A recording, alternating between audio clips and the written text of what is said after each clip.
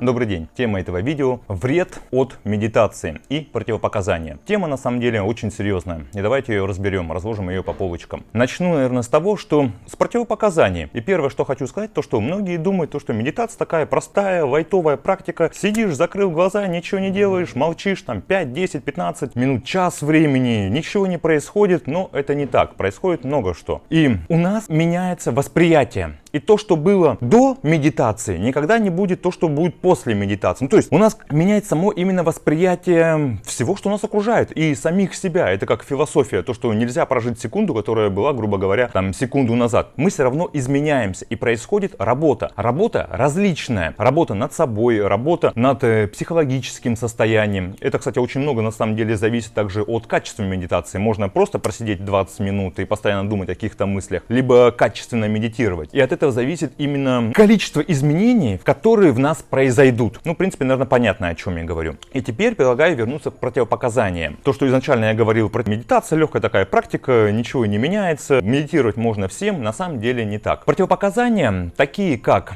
шизофрения, расстройство личности, тяжелые психологические расстройства, различные диссоциации. Это как, мне нравится такой фильм, хороший пример диссоциации, расстройства личности. «Я, снова я, Ирен» с Джимом Керри, где есть один человек, потом он перевоплощается в другого человека, в Хэнка превращается. Один слишком добрый, другой слишком злой. В общем-то, два разных человека, две разных личности в одном человеке умещаются. Какие еще противопоказания? Депрессия. Но депрессия тут опять с оговорочкой. Видов депрессии очень много на самом деле. Есть клиническая там и так далее. И состояние в депрессии тоже бывает различное. Потому что депрессия такое слово, оно обширное. Это как, я не знаю, как ключ. Имеет много значений. Или как там психология. Слово психология, оно очень-очень объемное, большое и так далее. И тут то же самое, как и депрессия. Какая именно депрессия? Временная, постоянная, клиническая, хроническая? Из-за чего она произошла? И к чему я это говорю? Когда человек находится в депрессии, если у него жесткий такой уже случай, по опыту скажу то, что некоторые люди даже элементарно не могут встать с кровати. Вот они лежат на кровати и целый день, второй день, третий день, пятый день, они просто лежат, смотрят сериал, они даже не ходят в душ, заказывают еду там через телефон, грубо говоря. Это тяжелое состояние депрессии. И, естественно, в таком случае, когда человек начинает медитировать, если у него найдутся силы на медитацию, то он погрузится внутрь себя, потому что медитация — это погружение внутрь себя, это созерцание, это наблюдение тех процессов, тех мыслей, которые у нас происходят внутри. Это как стать ближе к самости, к самому себе. И это, опять же, зависит от вида депрессии. Либо та депрессия, о которой мы часто не замечаем, о которой мы не готовы признавать, когда вы живете обыкновенной стандартной жизнью, вы ходите на работу, у вас жена, дети, но вас что-то не радует постоянно, что-то у вас какое-то пропало вдохновение в жизни, вы уже не получаете удовольствия, кайфа, те действия и методы, то, что вы там, не знаю, раньше ездили на рыбалку, либо ходили в спортзал, либо куда-нибудь в бар, вам сейчас это уже неохота.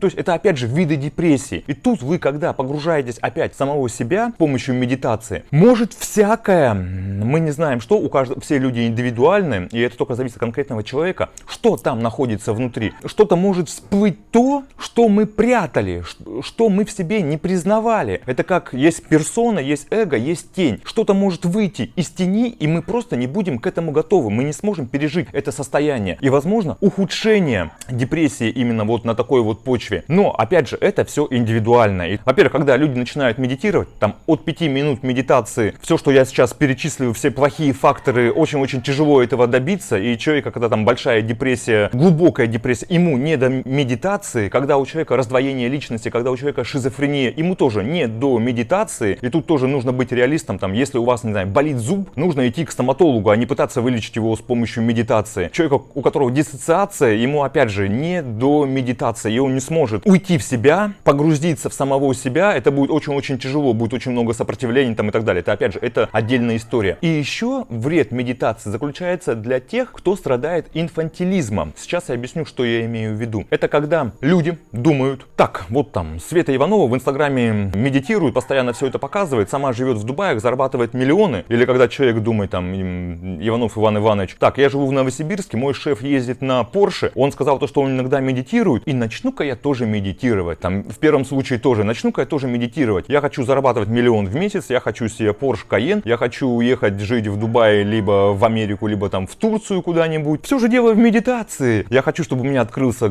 третий глаз, я хочу прокачать все чакры, я хочу полностью изменить свою жизнь. И люди начинают усердно медитировать, путем не понимая смысла медитации. Через какое-то время у них начинается откат, они понимают то, что, ну блин, я уже медитирую целых 3 дня, или я медитирую уже целую неделю, а ничего не происходит. Я до сих пор не зарабатываю миллионы, я до сих пор не живу в Дубаях, либо в Турции, у меня нет Porsche Cayenne. Что за фигня? Что за практика такая медитация? Какой от нее толк? И тогда повышается злость, тогда повышается агрессия, тревога. Почему ничего не происходит? Я же думал, и там, не знаю, в социальных сетях, и там на форумах все пишут, начни медитировать, жизнь твоя полностью изменится. То есть вот такое инфантильное мышление, когда у нас очень много ожиданий от медитации, когда мы думаем, то, что у нас прям все поменяется, мы и сферу отношений закроем, с женой наладим отношения, и у нас там будет секс, и начнем зарабатывать каждый по миллиону в месяц, и третий глаз у всех откроется, все будем ходить с третьими глазами. Ну, то есть именно в этом еще заключается вред. То есть тут нужно трезво понимать, для чего вы медитируете, что вам даст медитация. Медитация вообще имеет накопительный эффект. И когда вы думаете, то, что от 2 дней по 5 минут у вас что-то произойдет, на самом деле хотя бы недельку нужно подождать. И еще очень много зависит от качества медитации. В общем, это такой, опять же, философский разговор, философский смысл. Еще что хотел сказать, то, что, как мы многие знаем, привыкли, если медитировать там 5 минут в день, 15 минут в день, 20 минут в день, то есть это нормально. Но иногда, вот готовясь к этому видео, я открыл Яндекс, открыл Google, вбил туда вред медитации. И там, не знаю, сейчас время такое, мне кажется, у нас, если вбить даже там то, что Земля плоская в Яндексе или в Гугле, и тут сразу же 100 статей, основанных там на, не знаю, ссылки сразу же на Гарвард, на Кембридж, то, что Земля у нас на самом деле плоская, и мы ходим по плоской Земле, держится на 3 китах, или вбить там в Яндексе или в Гугле то, что есть по вторникам песок, килограмм песка, каждый вторник полезно для здоровья, проживешь 150 лет. И в Яндексе прям опять 28 научных книг про эту тему, то, что в самом деле в песке вообще все витамины, ешьте песок, каждый вторник у вас все будет классно в жизни там и так далее. Ну, то есть в Яндексе есть все. И если вбить вред медитации в Гугле то же самое, очень много статей у нас выходит. Но 90%, там не знаю, даже 99% этих статей основаны на том, то, что они разбирают одни и те же буквально моменты. Это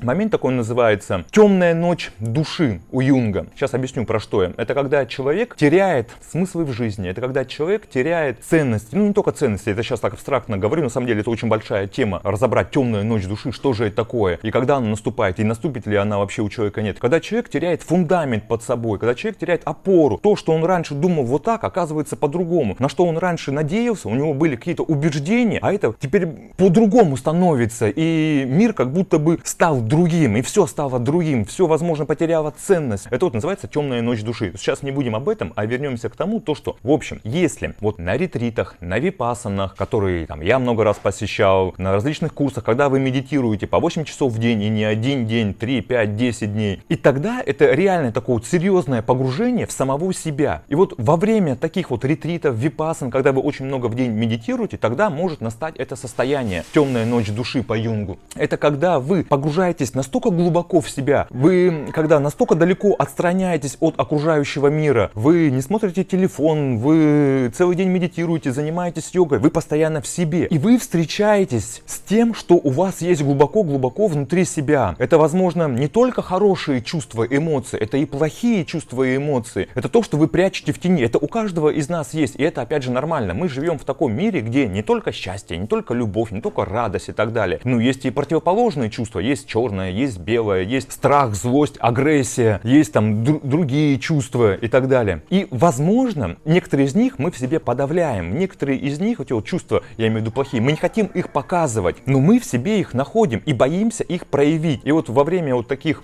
практик, там, випассаны, ретритов, возможно, такое состояние, опять же, получится прожить. И тут нужно правильно его прожить. И, там, не знаю, все 100% ставлю то, что, опять, когда, допустим, лично свой пример, на випассанах, на ретритах, когда мы много дней медитировали, обычно проводники, люди, кто это все устраивает, первое, что это люди, у которых есть сила внутри, которые сталкивались уже с этой ситуацией, которые знают, что делать, и которые не дадут вам, как сказать, ну, чтобы у вас было там раздвоение личности или там еще какие-то негативные, которые всегда помогут, которые всегда подскажут, которые всегда продиагностируют и так далее. Ну, то есть про это можно там не переживать. С этим состоянием главное качественно проработать. То, что оно наступает, у кого-то не наступает. Это тоже такой, опять же, философский вопрос. Но как бы за это переживать не стоит. И это нормальное вообще, в принципе, принципе, состояние, там, темная ночь души, когда у человека это бывает, но это, опять же, это отдельная тема для видео. И вернемся теперь вот сейчас к противопоказаниям. Я вам только что перечислил шизофрения, я вам перечислил расстройство личности, диссоциация, психологически тяжелые заболевания, депрессия. Тут медитация при депрессии, она как может помочь, так и наоборот может навредить. Опять же, все зависит от вида депрессии, от ее степени депрессии. То есть это такой открытый большой вопрос и от индивидуальных особенностей психики именно человека. Почему он оказался в депрессии и так далее.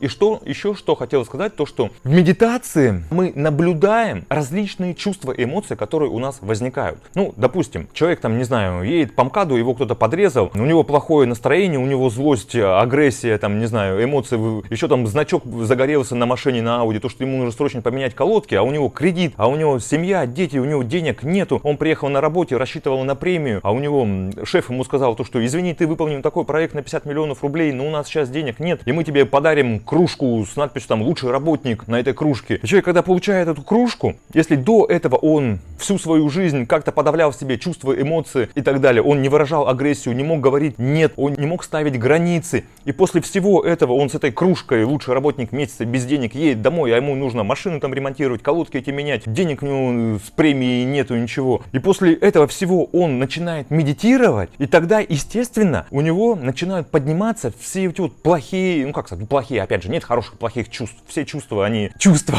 сами по себе, они все есть у нас. И когда человек начинает проживать эту злость, агрессию, даже наблюдать в себе это, его это начинает пугать. Ну как? Я же живу там в прекрасном мире, где добро, счастье, где розовые пони, там, не знаю, единороги и так далее бегают. А тут у меня поднимается такое, и ему становится страшно от этого. То, что он погружается внутрь себя, то, что он погружается ближе к своей самости, и он становится наблюдателем. И иногда от этого, опять же, люди потом это интерпретируют как вред от медитации. То, что медитация наложила на меня такой эффект, то, что я вот раньше все время молчал в тряпочку, а потом после некоторых ситуаций, после нескольких там медитаций, после недели, месяца, я начал людям говорить, что я думаю, я начал ставить границы, я начал там говорить нет, я начал контролировать свои чувства, эмоции, контролировать ситуацию и лучше знать себя. Да, наверное, все. Если у вас есть какие-то вопросы, наверняка я в этом видео не все полностью раскрыл, я сказал лишь базовые такие вещи про противопоказания в медитации, про случаи, которые бывают, как они могут отразиться на психике человека, на физическом состоянии. Пишите комментарии, задавайте вопросы, я буду на них отвечать. С вами был Сергей Витищенко. Всего доброго, до свидания.